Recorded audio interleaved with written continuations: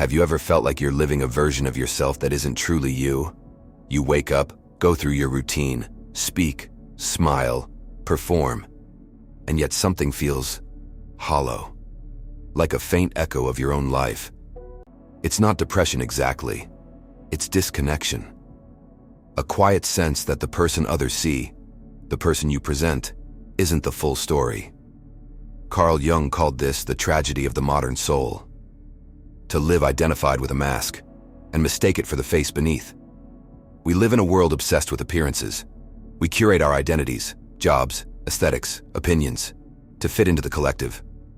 But beneath this layer of presentation, something ancient stirs.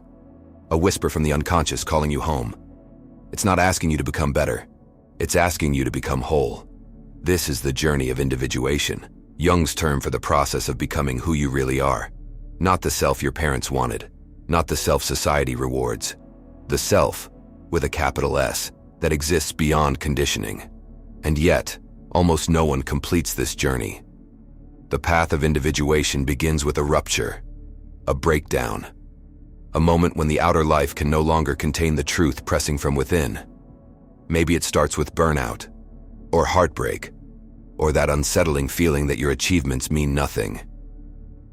In that crack, the unconscious breaks through. Dreams become vivid. Coincidences start to feel meaningful. You begin to suspect life is not random, but symbolic. Marie-Louise von Franz, Jung's closest collaborator, wrote, "The self takes the form of a destiny that shapes us from within." It's as if something deep inside is orchestrating your breakdown, not to destroy you, but to wake you up. But the first stage of awakening isn't light, it's darkness. This is the shadow, the part of you you've denied, rejected, or feared. The impulses you suppress, the envy, aggression, lust, and insecurity you hide even from yourself. Jung said, "One does not become enlightened by imagining figures of light, but by making the darkness conscious." The shadow reveals itself when you're triggered. When someone irritates you disproportionately, that reaction isn't about them. It's your own disowned energy, mirrored back. You project it outward because you can't yet bear to see it in yourself. This is why Jung said, "Everything that irritates us about others can lead us to an understanding of ourselves." To integrate the shadow is to reclaim your energy from judgment. You stop saying "I would never" and start saying "I could, but I choose not to." That's real morality, born not from repression, but awareness. Yet once you face your shadow, another illusion must die. Your persona, the mask you wear to survive. We all have one. The version of ourselves we present to be liked, accepted, admired. It's not inherently bad, it's a social function. But when you identify too tightly with your persona, you live for approval instead of truth. You become a performance, a collection of traits optimized for belonging. The danger of the persona is subtle. It keeps you safe while quietly suffocating your soul. You can feel it in conversations that feel empty, in careers that once inspired you but now feel like costumes. The persona doesn't die easily. It unravels in stages. Every time you disappoint someone by being honest, you loosen its hold. Every time you choose authenticity over approval, it cracks. But individuation is not rebellion for its own sake.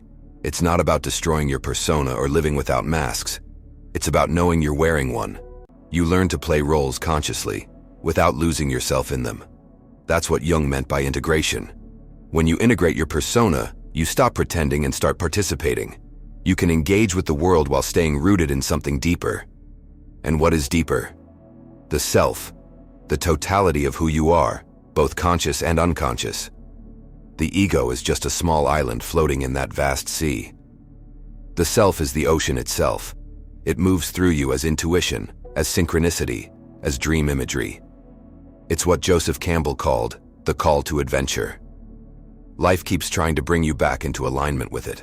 The problem is, your ego resists. The ego wants control, the self wants wholeness. So the journey becomes a negotiation between what you want and what you need, between comfort and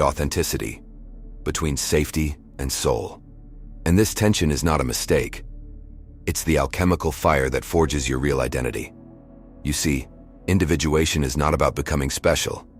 It's about becoming real. It's about saying no when you mean no, loving without losing yourself, and allowing opposites to coexist inside you. Anger and peace, fear and courage, grief and gratitude.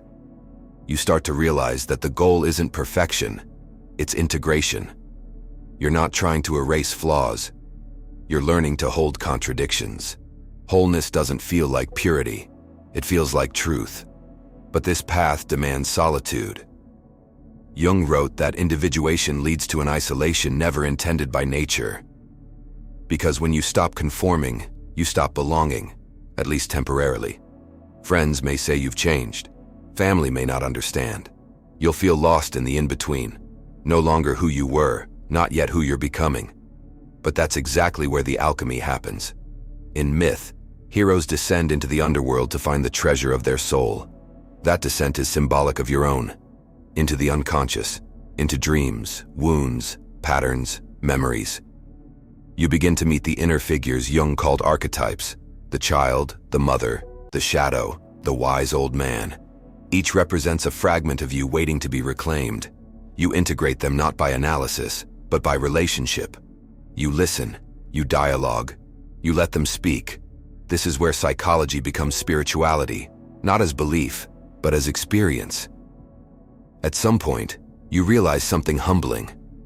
Individuation never ends. It's not a goal, it's a rhythm. Every crisis, every heartbreak, every success peels another layer away. You die and are reborn countless times in one lifetime. Each death, an ego dying. Each rebirth, a deeper alignment with the self. And maybe this is why Jung saw individuation as sacred. Because it's not just psychological growth, it's participation in the evolution of consciousness itself. When you live from the self, you stop trying to be perfect. You start being precise. In truth, in presence, in action.